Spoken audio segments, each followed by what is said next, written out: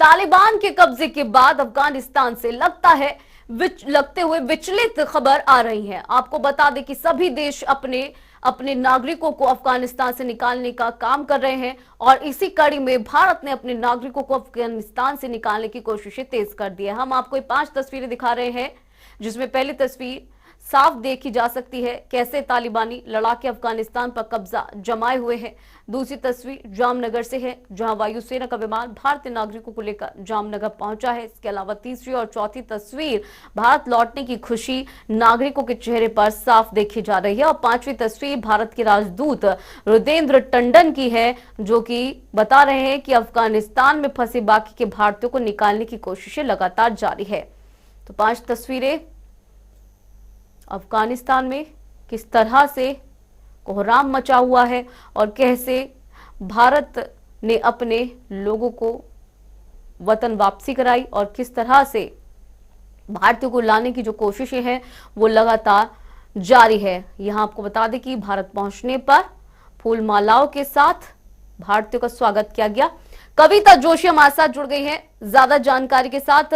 कविता, जिस तरीके की स्थिति बनी हुई है फिलहाल अपडेट क्या कुछ है आपके पास? देखिए, अभी जो भारतीय वायुसेना का जो विमान है वो जो जामनगर एयरबेस पे उतरा था, वहां पर हमारे राजदूत ने एक प्रेस कॉन्फ्रेंस भी की है। रुदेंद्र टंडन ने, जो काबुल दूतावास में हमारे जो एम्बेसडर थे, उन्होंने एक प्रेस कॉन्फ्रेंस की। वो लोग पहुंच चुके हैं वहां पर, 150 के करीब लोग बताए जा रहे हैं और ये कहा जा रहा है कि अब जल्द ही इन लोगों को जो है फिर से मतलब एयरक्राफ्ट में इनको बिठाया जाएगा और ये लोग हिंडन एयरबेस कभी भी पहुंच सकते हैं। गाजियाबाद के हिंडन एयरबेस वायुसेना पे ये पहुंचेंगे। और दूसरी तरफ महत्वपूर्ण जानकारी रुदेंद्र टंडन जी ने ये दी है, जो हमारे एम्बेसडर है। उन्होंने कहा है कि वायुसेना को एक तरफ उन्होंने धन्यवाद दिया है कि इस चुनौतीपूर्ण परिस्थिति में वो उनको वहां से सुरक्षित निकाल के लेके आए हैं काबुल से, और दूसरी तरफ उन्होंने काबुल के लोगों को ये कहा है कि अभी हम फिलहाल आपको छोड़कर आए हैं लेकिन हमारा संबंध आपसे खत्म नहीं हुआ है। तो कहीं ना कहीं एक तरीके से अफगानिस्तान के साथ, अफगानिस्तान के लोगों के साथ भारत ने अपना जो कनेक्ट है उसको बना के रखा हुआ है, उसको खत्म नहीं किया है। लेकिन दूसरे तरफ से हम देखें तो तालिबान के जो स्पोक्स पर्सन है उनका बड़ा महत्वपूर्ण बयान अब से थोड़ी देर पहले सामने आया है, जिसमें हम तालिबान का जो रुख है उसकी बात कर रहे थे लगातार। उसमें उन्होंने ये कहा है कि भारत अगर अपनी विकास परियोजनाओं को अफगानिस्तान में जारी रखना चाहता है तो उसमें तालिबान को कोई परेशानी नहीं है, वो अपना काम जारी रख सकते हैं। लेकिन दूसरी तरफ तालिबान ने भारत को एक तरीके से चेतावनी भी दी है कि अफगानिस्तान की जमीन का वो किसी और देश के खिलाफ सैन्य या बाकी तरीके से इस्तेमाल नहीं होने देगा, क्योंकि पाकिस्तान लगातार जो है, जब चीन के जो नागरिक हैं उन पर जो इंजीनियर्स हैं वहां पर जो हमला हुआ था, तो पाकिस्तान ने आरोप लगाया था कि अफगानिस्तान और भारत की मिलीभगत की वजह से यह हमला हुआ है। ये ठीकरा जो है भारत पर फोड़ा गया था। तो कहीं ना कहीं इसी संदर्भ में अब एक तरीके से तालिबान कह तो रहा है कि भारत के साथ सामान्य संबंध या दुनिया के साथ जो है वो सामान्य संबंधों की बात कर रहा है, लेकिन हकीकत में क्या वो शांति बहाल रख पाएगा, क्या वो शांति के पथ पे आगे बढ़ेगा, ये देखने वाली बात होगी। भारत की पूरी नजरें जो है वो अपने बचे हुए नागरिकों को अभी सुरक्षित तरीके से वापस लाने की हैं। हमारे जो अफगान नेशनल्स हैं वो आना चाहते हैं भारत में, उनकी सुरक्षित वापसी, अल्पसंख्यकों की सुरक्षित वापसी को लेकर के है। हो सकता है कि जो अभी हमारे जो एम्बेसडर है उन्होंने जो कहा है कि कमर्शियल फ्लाइट्स भी हो सकता है, क्योंकि अब अमेरिका ने टेक ओवर कर लिया है अफगानिस्तान के एयरपोर्ट को, एटीसी कंट्रोल भी उनके हाथ में आ गया है। उन्होंने पूरी तरीके से सिक्योरिटी फोर्सेस को अपने वहां पे डिप्लॉय कर दिया है। तो हो सकता है कि जल्दी कमर्शियल फ्लाइट्स को भी खोल दिया जाए और कमर्शियल फ्लाइट्स एयर इंडिया के जरिए ही हमारे जो लोग वहां पर बचे हुए हैं, आम नागरिक हैं और जो बाकी अल्पसंख्यक हैं, आने वाले लोग हैं, उनकी भी वापसी जो है सुनिश्चित हो सके। बिल्कुल कविता, तो क्या अनुमान है कि कितने लोग अभी हैं बच रहे हैं जिन्हें वापस लाना है और कितने आज लाए जा चुके हैं?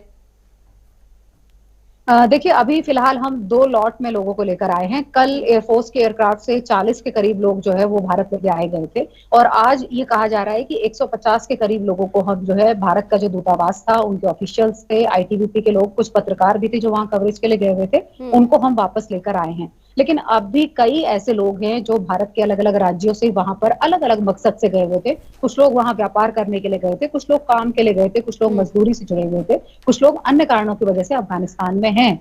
उन लोगों का ये कहना है कि अभी हमें वो रास्ता नजर नहीं आ रहा है जिससे हमारी वापसी सुनिश्चित हो सके।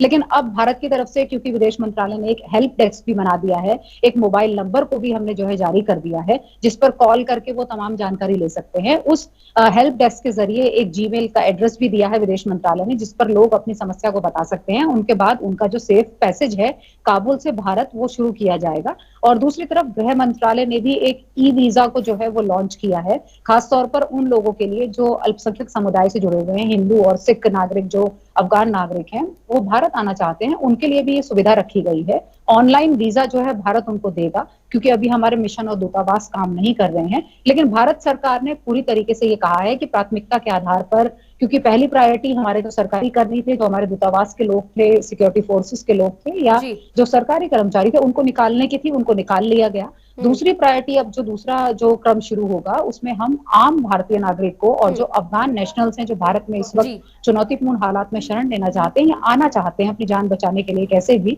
उनका जो है भारत में स्वागत है, वो भारत आ सकते हैं। उनके लिए भारत की सरकार जो है पूरी तरीके से मदद के लिए तैयार है। बिल्कुल कविता, क्योंकि जिस तरीके की स्थिति अफगानिस्तान में बनी हुई है, सत्ता परिवर्तन पूरे तरीके से हो चुका है, किस तरीके से देखा जाए अंतरराष्ट्रीय लेवल पर क्या प्रभाव पड़ेगा इन सब चीजों का? देखिए, अभी अंतर्राष्ट्रीय स्तर पर ये जो घटनाक्रम हुआ है अफगानिस्तान में सत्ता परिवर्तन का, और खासतौर पर तालिबान के हाथ में सत्ता आने का, इसका एक व्यापक प्रभाव जो है वो दुनिया पर पड़ने वाला है। और क्योंकि जिसकी झलक अभी हमें देखने को मिल गई है, क्योंकि एक तरीके से अमेरिका जो है वो अफगानिस्तान से अब बाहर जा चुका है, और अब अमेरिका का अब भी मतलब यही सोच है कि तालिबान एक आतंकी संगठन है। और फेसबुक ने भी, जो अभी फेसबुक के स्पोक्स पर्सन का बयान आया, उन्होंने कहा है कि हम तालिबान का जो अकाउंट है, फेसबुक अकाउंट, उसको ऑपरेट नहीं करने देंगे, क्योंकि अमेरिकी कानून के हिसाब से तालिबान जो है वो एक आतंकी संगठन है। तो अमेरिका का रुख जो है वो तालिबान को लेकर के अभी लगता है कि वही पुराना वाला रुख है कि वो एक आतंकी संगठन है, उसी तरह का बना हुआ है। दुनिया के दूसरे देश जो हैं वो तालिबान पर उसकी जो आने वाले जो कदम है, उसकी जो पॉलिसी है सरकार गठन की, उसकी कार्रवाई है, उस पर सबकी नजरें अब टिकी हुई हैं। दूसरी तरफ हर देश जो है, अभी हम ये कह सकते हैं कि वो अपने हितों के हिसाब से तालिबान के साथ अब नेगोशिएट कर रहे हैं, चर्चा करने की स्थिति में जा रहे हैं या उनसे बातचीत कर रहे हैं। इसकी शुरुआत में जो तालिबान को समर्थन देने की बात है, वो भारत के जो दो बड़े प्रतिद्वंदी देश हैं, दुश्मन देश हम कह सकते हैं, चीन और पाकिस्तान, उन्होंने तालिबान की सरकार अगर बनती है तो उसे समर्थन देने का ऐलान किया है। रूस ने भी सकारात्मक रूप दिखाया है तालिबान को लेकर, ईरान ने भी सकारात्मक रूप दिखाया है। लेकिन दूसरी तरफ जो वेस्ट के देश हैं, पश्चिम के देश हैं, खासतौर पर ब्रिटेन या बाकी जो यूरोपियन यूनियन के देश हैं, बाकी देश जो हैं, उनका रुख जो है काफी, और भारत का भी साथ में काफी महत्वपूर्ण हो जाता है। और सऊदी अरेबिया वगैरह कुछ मिडिल ईस्ट के इस्लामिक देश भी हैं जो तालिबान को लेकर के अभी फिलहाल उन्होंने कुछ नहीं कहा है, सभी वेट एंड वॉच की स्थिति में है। तालिबान एक बार सरकार का गठन करे, किस रूप में आगे बढ़ेगा, क्योंकि तालिबान की तरफ से अब ये दिखाने की कोशिश की जा रही है कि वो महिलाओं को भी साथ लेकर चलना चाहते हैं, कि उन्होंने अपील की है कि महिलाएं भी तालिबान की सरकार में आएं और काम करें सरकारी विभागों में। और ये भी देखा जा रहा है कि जो अफगानिस्तान के न्यूज चैनल्स हैं, क्योंकि तमाम जो न्यूज चैनल्स हैं उन्होंने तालिबान के टेक ओवर के बाद जो महिला कर्मचारी थी उनको नौकरी से निकाल दिया था, क्योंकि तालिबान जो है वो महिलाओं को नौकरी करने के और घर से बाहर निकलने पर वो रोक लगाता है अपने शासन के दौरान। लेकिन इस बार तालिबान ने ऐसा कुछ नहीं किया है, फेस सेविंग की कोशिश है। फिलहाल तालिबान ये दिखाने की कोशिश कर रहा है कि वो शांति के रास्ते पे आगे बढ़ रहा है। वो दुनिया के तमाम देशों से मान्यता पाना चाहता है। तालिबान की सरकार का गठन अगर होता है तो मान्यता की एक कोशिश है कहीं ना कहीं। लेकिन आने वाले दिनों में ये जो तस्वीर है ये पूरी तरीके से साफ होगी कि तालिबान शांति के रास्ते पे आगे बढ़ रहा है या फिर वो इस्लामी अमीरात के नजरिए से जो है आगे बढ़ता है। बिल्कुल कविता, क्योंकि जो तस्वीरें आ रही हैं वो तो इस बात की तस्दीक कहीं से नहीं करती कि वो शांति की तरफ बढ़ रहा है। बहरहाल कविता, अगर भारत के नजरिए से देखें तो भारत पर इसका किस तरीके का प्रभाव पड़ेगा? और दूसरा प्रश्न ये कि भारत आगे आने वाले समय में, भविष्य में अफगानिस्तान के नागरिकों के लिए किस तरीके की रणनीति तैयार करेगा? देखिए, भारत ने अफगानिस्तान के नागरिकों को, क्योंकि भारत हमेशा से अफगानिस्तान का एक बहुत अच्छा मित्र देश रहा है, अफगानिस्तान के जरिए भारत जो है वो मध्य एशिया तक पहुंचना चाहता था। कहीं ना कहीं जब अमेरिका वहां पर 20 साल में शासन में रहा और वहां पर सरकार बनी, लोकतांत्रिक सरकार, तो भारत का यही था कि अफगानिस्तान उसका एक मित्र देश था। अभी भी भारत का जो नजरिया है, उनके जो सरकारी कर्मी है, खासतौर पर हमारे राजदूत या हमारा जो सरकारी पक्ष है यहाँ पर, विदेश मंत्रालय या जो हमारी सरकार है प्रधानमंत्री मोदी के नेतृत्व में, सभी का नजरिया आम अफगानी लोगों को लेकर के एक मित्रतापूर्ण नजरिया है, अफगानी नागरिकों को लेकर के। लेकिन क्योंकि भारत का जो लोकतंत्र का सिद्धांत है वो ये कहता है कि तालिबान क्योंकि एक आतंकी संगठन भारत ने माना और भारत का जो लोकतांत्रिक सिद्धांत है वो उसने हमेशा ये कहा कि जो एक आतंकी संगठन है अगर वो जबरन सत्ता पे काबिज होता है ताकत के दम पर तो वो उसको सहयोग समर्थन नहीं देगा, वो खिलाफ है उसके। लेकिन आने वाले समय में क्योंकि अब परिस्थितियां बदल चुकी हैं, तालिबान क्योंकि कल तक जो आतंकी संगठन था आज वो अफगानिस्तान की सत्ता पे काबिज हो चुका है, वो जी सरकार में आ चुका है।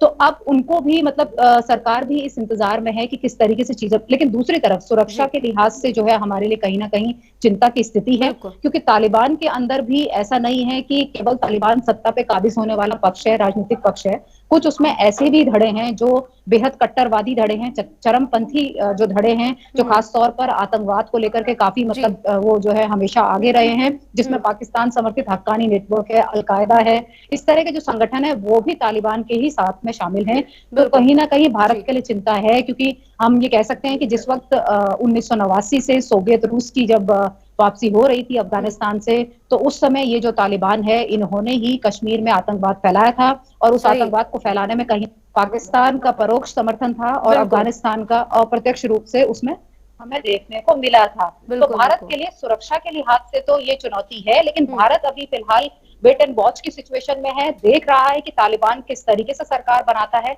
क्या रोड मैप दुनिया के सामने रखता है, क्या एजेंडा लेकर आता है।